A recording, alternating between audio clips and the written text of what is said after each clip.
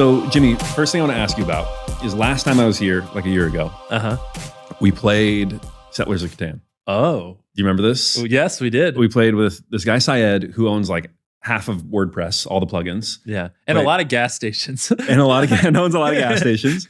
And we played with Nick Huber, who also like mogul, owns a bunch of real estate and stuff like that. Yeah. And you just rolled us. Rolled us. And you told us, you were like, yeah, I kind of played you guys like, I do this. You said that at some point you wanted to be a professional Settlers of Catan player. Well, not professional in the sense of making money, but professional in the sense of being able to beat anyone in the world. Yes. So tell me about like, because I know that you get obsessive about things, right? Yeah.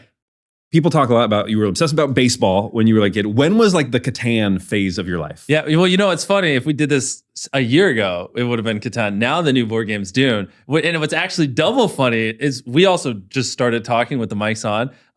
I'm hosting a Dune tournament where I'm flying all the best players in the world, literally 2 days from now. Is that right? Yeah, it's a $20,000 prize. And it's like the French champion, the last 3 world champions, like the top 10 on the ELA leaderboard. Are you going to compete? Yeah, of course. Nice. So I'm flying them all down and we're like, literally, I'm hosting a tournament 2 days from now. And it's kind of funny because, the problem with Catan though is there is like a lot of RNG. At the end of the day, it is just dice roll. And, you know, a typical dice curve should go up and then down. But sometimes you just have games where it goes up, drops, Right. And so I tried to find, it's so funny. People would not expect this to be about board games, but I tried to find a board game that was a little less RNG. But then the problem is like chess, it just gets to the point where it's purely skill. And then in my opinion, it's like, who's willing to give up the most of their life? Because like, I feel like I could be a phenomenal chess player if I spent 30 years studying. Right. And I don't want to spend 30 years. So that's where I came to the conclusion. It has to be a little bit of RNG, but preferably it's not super RNG. And so like I landed on this game Dune, which is kind of a good combo where, and it's super nerdy, but that's why I'm really into it. And I feel like if you're good, you can still consistently win. But there's a little bit of an element where, you know, it mixes things up. And so, yeah. So did this happen? Was this like early in your life that you got this like strategy game addiction? Obsession? Yeah. I don't know where it's come from. I actually just listened to Elon's biography by Walter Isaacson. Have you listened to it yet? Not yet. Yeah, it's really good. And Elon was the same way. He just, throughout his whole life, has always loved strategy games. And I don't know, for me, it's almost like a fast-paced version of what I'm doing. Like building a company is fun, but it's very slow. Like this is like, you know, we're on year 14 and I'm going to be doing this for another 30 years. Whereas like in a strategy video game or a strategy board game, you get that like adrenaline high, but in the span of an hour, not a decade. Right. And it's fun, you know? Yeah. Was there that moment where it just kind of clicked like, yeah, this is happening? Yeah. The hard part is like, it's really not, our rise is not the same as almost any other celebrity or superstar or anything. Like it's a very gradual, exponential rise over many, many videos over a very long period. So there really was never like a true takeoff inflection point. Agreed. You like chart literally just goes like this up and to the right slowly, and it just gets a little steeper as time goes on. And so it's like every single video was an inflection point. Every single video, I was pushing the boundaries in some way. I was spending the last dime in my bank account, or I was just exerting the last brain cell I had left in my brain before I passed out over the course of a month to make the video as good as possible, or whatever it was. So to be honest, which is why I give the advice to new creators, the new creators, make 100 videos, improve something every time. That's what I was doing. Every video, I was trying to improve something new and just threw everything I had at it. Yeah. Was there a moment that you realized that you were famous? Like, was there a time you went out and you're like, oh.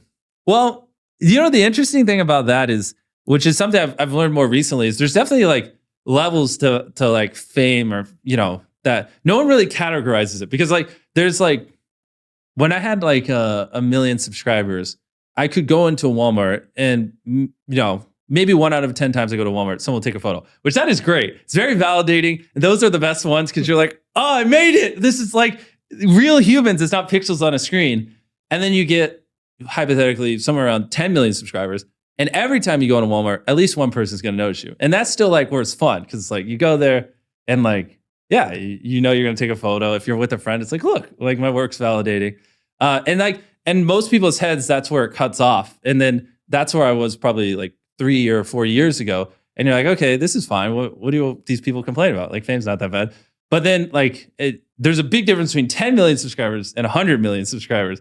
And 100 million's where, okay, you're not taking one, you're taking like 7, 8, 9. Someone's following you out to your car. Occasionally someone follows you home because it's like, holy shit, like where does he live? And it's like, it gets a lot crazier. People randomly come to your house. It's like, it's not, it feels like it's not 10 times crazier. It's like 30 times crazier, because it's not only do you have 10 times more fans, but now a lot of people who aren't your fans also know you. And you even have like, I have this 5-minute rule. Like if I take a photo with someone, I usually have to leave that location in 5 minutes, because they'll post on Snapchat or Instagram, and then all their friends come, and it gets like crazy. And there's lines. And there's just a lot of people. And it's even weird things like one time I was in a Target. I just stopped by to buy a toothbrush real quick, because whatever, is a long story. I don't want to get into it, but I needed one. And it's just, I was like, this will take like 3 seconds. I kid you not. I walk in, someone asked for a photo. I took it, just go to the toothbrush aisle. And when I'm checking out, a kid just runs in the front door, and he's like, it's real. And I was like, what? And he's like, there's a Discord that tracks your location. And I thought it was fake, but it said you were here. And I had him show me it. And like, anytime I like someone tagged me in an Instagram photo or anything, it would like load it up there, and then people would use it to figure out where I'm at, so they could like try to find me. And that was like that's stuff that doesn't happen when you have 10 million subscribers. But when you have 100 million or whatever, you just get bigger. You're like, oh, this is like a different league. Like, okay, now if someone wanted to kill me, there's a Discord channel that tracks where I am at all times. Like, this is just not the same. Yeah. And then now across everything, we probably have like 400 or 500 million followers, and it just keeps going. And it's like, oh, yeah, like every year it progressively gets a little crazier and crazier. Yeah. So, yeah. Do you think you're at essentially the top level of fame, or do you think there's... No, I mean, like Taylor Swift obviously is a different level than me. And whatever I experience, she probably is experiencing it like 5 times crazier. You know what I mean? Yeah. So it's definitely like, yeah, if you can find a way to be anonymous, you'll probably be a lot more happy. Personally, I just work all day, so it doesn't bother me as much. But if I was someone who actually did have a social life and did want to do things with my life besides work all day, yeah, I would probably be very sad, to be honest. Yeah. And yet you keep going despite some of the... I agree, because I don't care. I have no problem just sleeping in the studio and grinding all day. You know what I mean? Yeah. But for other people, that's a very sad reality, that blah, blah. So it's not fame that motivates you. Yeah. Well, I mean, it's fun, but yeah. It's fun, but it doesn't seem like that's like your primary... No, yeah. At all. It's also not money, because you reinvest all your money anyway. Yeah. Is it winning? Well, yeah, you answered it. Yeah, exactly. You think it's winning? Yeah. So that's the one thing you literally can't find anyone better than you. Yeah, no one has spent this much time obsessed over creating content on YouTube longer than me. Like, not even close. Yeah. Looking towards the future, the podcast is called How to Take Over the World. Of course. Which is why it's kind of funny we're doing this now, because if we did this in 5 years, I think it would be much better. It's like, did you ever read Ashley Vance's biography on Elon Musk, the first one? No. Okay, well, it's like he did a biography on Elon Musk like 4 or 5 years ago. And like my takeaway from that was like, yeah, he just did this a little too early. Like I learned a lot, but I was like, yeah, Elon's like still in the middle of like disrupting the world. Like, right. Which is why this Walter Isaacson one is great, because it's like now a lot more has happened in the last 4 or 5 years, and you can really start to see like his impact on the world. And I was like, this felt like a more appropriate time to do a biography on Elon. You know what I mean? So apply that to yourself then. You said we should do it in 5 years. What will be different in 5 years? Yeah. Well, a lot, probably. I mean, I don't know. Time will tell what will happen with the channel. I mean, obviously, the thing is, views can't go up forever. Eventually, there's only so many people that use YouTube. You know what I mean? But right now, I just have to have laser-like focus. Like, we just have to make the best snack products possible and the best content possible, because I think Feastables is the #1 play for us. Because I want to make healthier food than what's out there. I mean, the snacks in America are just garbage for you, to be honest. I mean, we all know that. And I want to figure out what I really want to do is figure out how we can make snacks that taste just as good while having slightly higher quality ingredients. And ideally, that's through just paying more for ingredients. Like the perfect scenario for me is like, okay, our chocolate bar is better for you than this chocolate bar, and still tastes the same. And we just paid a little bit more for ingredients, because it's highly unlikely we're going to be able to make a chocolate bar cheaper than what's out there, especially at our scale, while making it healthier and taste better. Like that's just a pipe dream at this phase. So that's kind of where I'm aiming for, and overall just to make people a little bit healthier. And then as we scale up, really build out R&D and figure out, ultimately what I want to figure out is how do we make a lot of snacks Americans like just way better for them while maintaining the taste. Like that because obviously so much obesity and disease comes from the stuff we eat. And like that seems like such a no-brainer thing. But most companies are just focused on the bottom line and like, okay, if we do $5 billion in revenue, we need to make $2 billion in profits. So like that ingredient would be an extra ½ cent per 5 bars. Like no shot. You know what I mean? Mm-hmm. So I get what you're saying, which is, okay, you don't know exactly what your impact will be over Because the I next couldn't 5 tell you years. where, I mean, like this year we'll sell 100 million bars, but hopefully like 2 or 3 years from now we're selling like billions of bars. But the big line is going up. Exactly. So you know it's going to be. So, and like I can't tell you because like, for all I know, I could spend hundreds of millions of dollars in R&D, and I never figure out how to make a better for you bar that tastes just as good. Because the crux is for, especially in snacks, like taste is king. Like they don't, it's actually funny talking to a bunch of other companies that are doing better for you food. The more prominent you make that the food is better for you, the worse your sales are. Even in better for you aisles. Like, and they'll have like an H1, H2, H3, and like the H2 will be like, oh, this has less sugar. And they'll make that the H3, essentially making it smaller, and sales will go up, even in the better for you aisle. And so it's like people just don't care. Like, or at least they don't care more than they care about the taste. 99% of people, even health conscious people, even like crazy bodybuilders after a big show, they go and pig out. You know what I mean? Everyone, no matter how healthy you are, at some point you do snack, you know what I mean? And you're looking for tasty things. And so taste is king. And if you want to actually influence the diet, especially in America, it has to be taste first, period. Like that's just something time and time again over the last century, people have shown they will just not compromise on, period. So it's like, I got to figure out how to make these snacks with higher quality ingredients that also taste just as good, if not better. And like, ideally, that's what I want to focus on the next couple of years. And like, only time will tell what we solve because we're just in such the early stages. So going back to more of your old videos, you are going to be a big jump. It's like talking about the theoreticals of snacks. All right, let's go back to old videos. I was just saying you are going to be Willy Wonka after all. Yeah, like as I ask about the next 5 years, whatever I do, I just want to make sure I have a positive impact because obviously I don't want to leverage all this influence to make the world a worse place. It just sounds like a shitty thing to do with it. But yeah, I'm 25, and so it'll be interesting to tell. Like ideally, when I'm 30.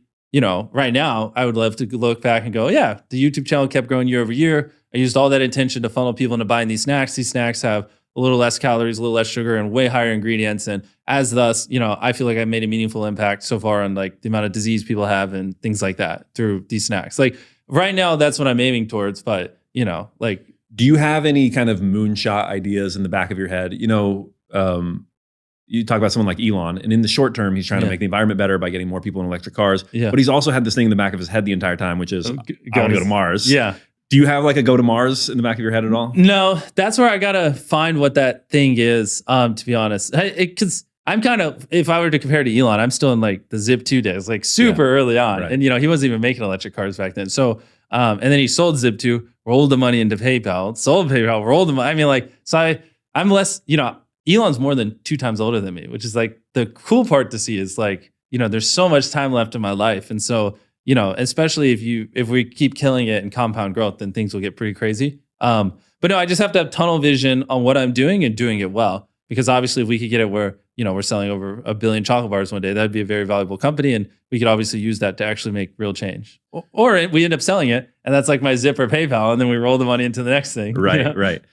So there's no in the back of your head, President right now, Donaldson is. It's just I want to, obviously I want to win, but I want to win in a way that's out net positive at the moment. Yeah. Okay.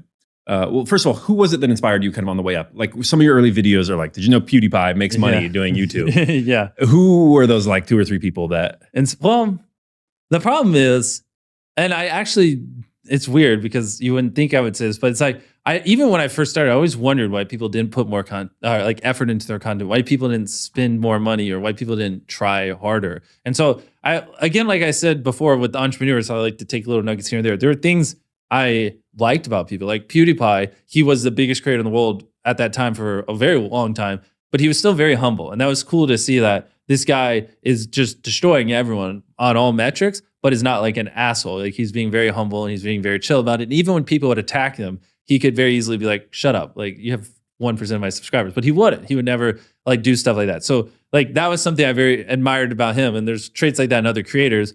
But ultimately at the end of the day, I always like what I'm doing now. I always wondered back then, why were people not doing it? And so I never really had someone who I was like, that's who I want to be. I was always just confused. Like, what are you doing? Why more people aren't? Why don't you just try? Yeah. Why don't you put effort in? Yeah. What about like, in terms of YouTubers right now, like that was one of the things that is interesting to me is you still watch YouTube, right? Like not as much as I used to, but yeah, I still do. Yeah. Do you do it as an obligation in order to, because like you feel the need to keep up on YouTube, or is it just because you still love Yeah, YouTube. for enjoyment. It's definitely not to keep up. Like what we do, like we don't like there are no trends on YouTube we jump on, or there's not like what other people are doing on the platform has very little impact on what we're doing. We just kind of are in our lane. I mean, as you can tell by the board up there, I already know every video I'm uploading between now and the end of the year. It's like, you know, I'm doing what I think is phenomenal content that typically has a positive impact on people and is positive, you know, for little kids to watch and think, you know, just a good role model for them. And, you know, I'm more focused on what we're doing. And it's almost like Jeff says, you know what I mean? Like just focus on making the consumers happy, which obviously my viewers, I wouldn't call them consumers, but you know, I want to focus on what makes my viewers happy. And I don't really care what competition is doing. I want everyone here relentlessly obsessed over how do we make a video as good as possible and make the viewers as happy as possible. Yeah.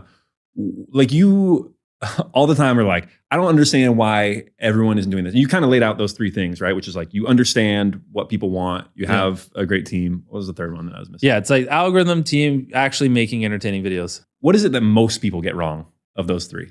Probably, well, all three, but yeah, I mean, it's kind of hard. You just have to take it case by case. Like Emma Chamberlain, have you seen her channel? Yeah. Like obviously she's phenomenal at the personality. Like, and same with Liza Koshy, and there's creators like that who are just hit the jackpot. You know what I mean? Like they're not playing towards the algorithm. They're not building big teams, but they're a decent sized YouTuber because they just have a phenomenal personality. And that's where most people just hit it that you can think of when you think of a YouTuber. They just hit it really hard and really well in one of those three veins. You know what I mean? Yeah. So what a lot of people get wrong to answer your question is the other two, you know? Yeah. I wonder, like, talk about your constraints. Like, it's basically just time. But if someone like deposited tomorrow $200 billion in your bank account, yeah, like what would your videos start to look like? Oh gosh. Well, we are definitely at the point where more money does not equal more views. You know, it's actually interesting. Is like I can do a video titled "I gave a stranger $1 million," and I can also do a video titled "I gave a stranger $100,000." And it has no meaningful impact on the views, which is actually pretty interesting. I didn't used to think that, but like past a certain point, the average human is like large sum of money, click. And like larger sum of money doesn't really impact the viewing experience. So, I mean, I would give it away and do stuff, but I don't think it would really change much. Like what people really want, which is what we're moving towards now more than ever, is like they want compelling stories. They want to get attached to characters. They want to feel things that are intrinsic to a human, whether it be loved or wealth or power, these things. Like there's a lot, like if you want to get 100 million views, there are just certain things that every human feels and like applies to them all. They're a little basic, but you know, they want to feel those feelings, you know, and watch a good story more than they want to see you just spend money. Right.